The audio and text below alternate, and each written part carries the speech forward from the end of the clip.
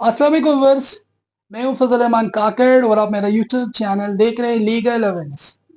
आज के legal awareness के जो लीगल ड्राफ्टिंग का सेशन है वो इंग्लिश लैंग्वेज के हवाले से है। आमतौर पे लोग इंग्लिश बोलने और लिखने के दौरान उसमें मिस्टेक्स करते हैं जो कॉमन है हमारे यहाँ, और वो मिस्टेक रिपीटली यानी रेगुलर बेसिस पे वो करते हैं। तो आज के सेशन में मेरी कोशिश है कि वो कॉमन इंग्लिश मिस्टेक्स वो क्या है। अमूमन वर्ब को इस्तेमाल करते हुए ये टेंसेस को रॉन्गफुली वो इस्तेमाल करते हैं। प्रीपोजिशन की बड़ी गलतियां होती है, एडवर्ब्स एडजेक्टिव उसे मिसयूज किया जाता है। तो आज के सेशन में मैं बात करूंगा सम कॉमन मिस्टेक्स। जाहिर तौर पे लोग ये समझते हैं कि उनके जुमले सही हैं, लेकिन ग्रामर के रूल से वो जुमले गलत है। यकीनन आप बतौर एक अच्छे राइटर आपको इस चीज का पता होना चाहिए और इस चीज पे आपको अबूर होना चाहिए। तो बढ़ते हैं पहले जुमले की तरफ। अब हमारे यहाँ एक कॉमन सेंटेंस है, today morning. Today morning I woke up late. I woke up late. अब अगर इसकी हम ट्रांसलेशन उर्दू में करते हैं, आज मैं लेट उठा। आज मैं लेट उठा। अब आम तौर पे बिकॉज ऑफ उर्दू ट्रांसलेशन जुमला में सही लग रहा है कि शायद ये जुमला सही है, लेकिन ग्रामर के रूप से ये जुमला गलत है। इसमें जो मिस्टेक है वो है टुडे। ग्रामर के रूप से ग्रामरियन ये कहते हैं कि अगर आप इस तरह जुमला बोलते हो तो इसका करेक्ट जुमला है वो है दिस मॉर्निंग। जो करेक्ट है, this morning I woke up late.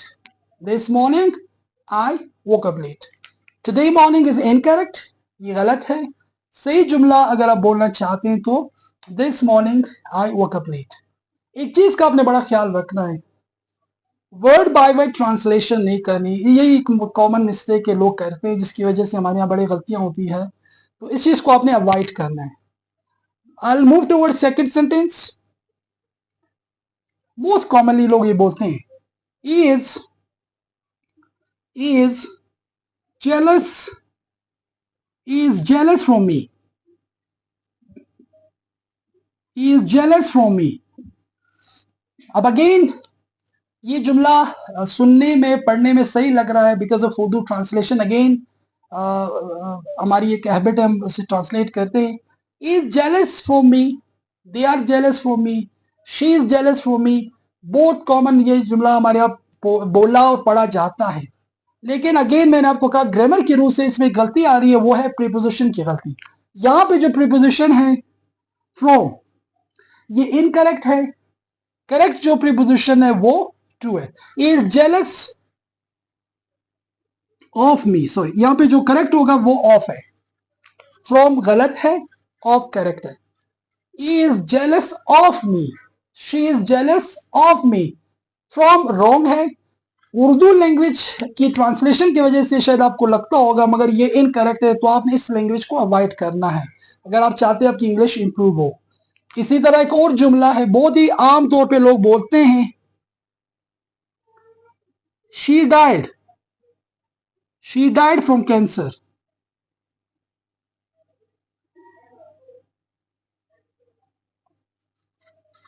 अब मोस्ट कॉमनली ये जुमला भी बड़ा कॉमन है। अगेन इस जुमले में जो गलती आ रही है वो प्रीपोजिशन की है।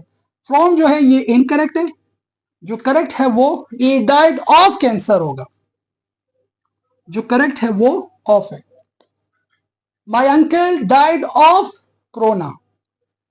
जब भी आप यानी किसी भी शख्स की डेथ की रीजन आप डिफाइन करना चाहते हैं, सो अकॉर्डिंग टू ग्रामर जो सही प्रीपोजिशन है वो ऑफ है। फ्रॉम ये इनकरेक्ट है। अगेन आपने इसको अवॉइड करना है। I move towards next. ये भी बड़ा आम जुमला है, is good in English, is good in English।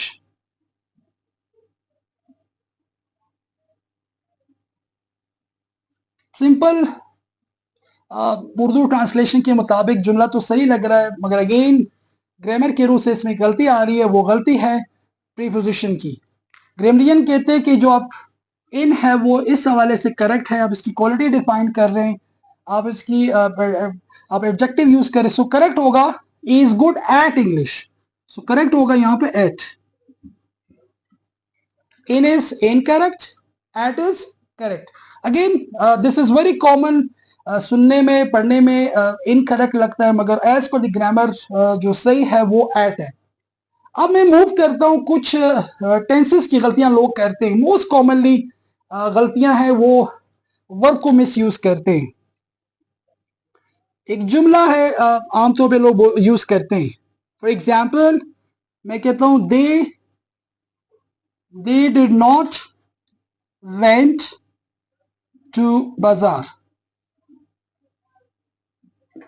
अब ये जुमला है, आमतौर पे लोगों को शायद ये समझते हैं कि यार ये जुमला सही है। अब ये पास्ट इंडेफिनिट टेंस, यहां पे लोग गलती क्या करते हैं, पास्ट इंडेफिनिट जब आप इस्तेमाल करते हो इसमें सेकंड फॉर्म में इस्तेमाल करते हैं, लेकिन जब कभी इसके आप नेगेटिव या इंट्रोगेटिव बनाते हैं, जब इसको डिड आप इस्तेमाल करते हो तो वो सेकंड फॉर्म चेंज हो जाएगा फर्स्ट फॉर्म में। सो करेक्ट होगा he did not go to बाजार। फर्स्ट फॉर्म आएगा डिड की वजह से। ग्रामर का जो लॉ है वो ये कहते हैं कि एक जुमले में आप दो सेकंड फॉर्म इस्तेमाल नहीं कर सकते। सो अकॉर्डिंग टू ग्रामर जब भी डिड आएगा तो उसका जो सेकंड फॉर्म होगा वो कन्वर्ट हो जाएगा इनटू द फर्स्ट फॉर्म।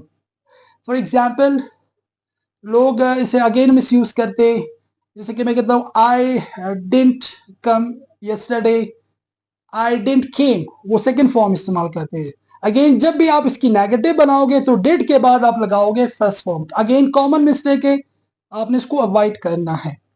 अब मैं मूव करता हूं, एक कुछ और इंपॉर्टेंट जुमले हैं, लोग इसे मिस यूज करते हैं, गलत इस्तेमाल करते हैं।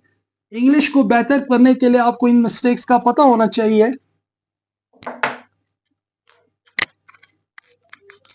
जुमला है Emet is friend before 2 years. Emet is friend before 2 years.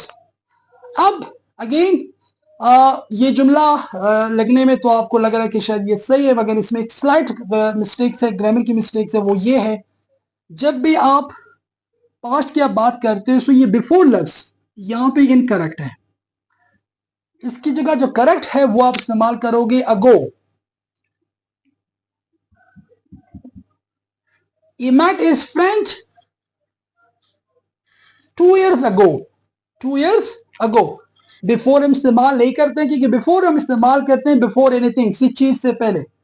आमतौर पे इसको आपने जब भी माजी की बात करोगे, सो he met his friend 2 years ago, 2 साल पहले उसने वो अपने दोस्त से मिला।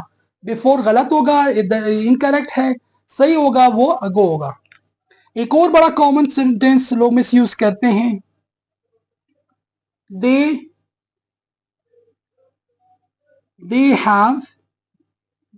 have done the work